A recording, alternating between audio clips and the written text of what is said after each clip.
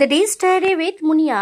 আজকে আমরা জানবো গ্রাম বাংলার অন্যতম এক অতি পরিচিত পিঠে খিলি পিঠে, যা প্রায়শই তাল পাতা দিয়ে তৈরি তালের পিঠার সঙ্গে যুক্ত। নামটি বাংলা ও ওড়িশার ঐতিহ্যবাহী ধান চাষ এবং কৃষিভিত্তিক সংস্কৃতি থেকেই উদ্ভূত।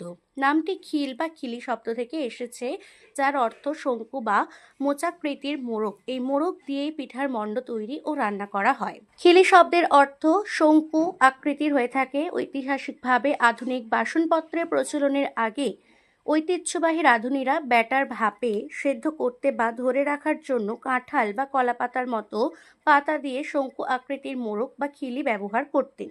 পাটিসাপটার মতো অন্যান্য বাঙালি পিঠার ক্ষেত্রে যে থলে বা শঙ্কু আকৃতির রোলের মধ্যে মিষ্টি পুর থাকে, তাকে খোল বা খিল বলা হয়। খিলি পিঠার বর্ষার শেষের দিকেই মৌসুমের সঙ্গে, বিশেষ করে ভাদ্র মাসের সঙ্গে ওতপ্রোতভাবে জড়িত। যখন পাকা তাল গাছ কাটা হয়, এই রসের সাথে চালের গুঁড়ো, নারকেল, গুড় মেশানো হয়। এটি শঙ্কু আকৃতির রোলের মতো করে ভাপে সেদ্ধ বা ভাজা করা হয়।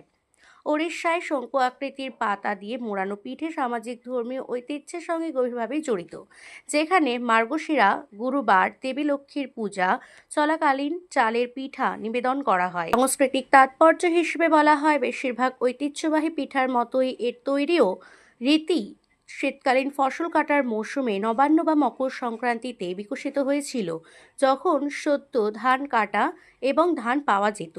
আকৃতি দেওয়া ও পুর ভরা এই পিঠা তৈরির প্রথাটি প্রাচীন কৃষিভিত্তিক আচার অনুষ্ঠান থেকেই উদ্ভূত, যা সম্পূর্ণরূপে খেজুরের গুড়, চালের গুঁড়ো এবং নারকেলের মতো মৌসুমী ও স্থানীয় উপাদানের ওপরেই নির্ভরশীল। Thank you.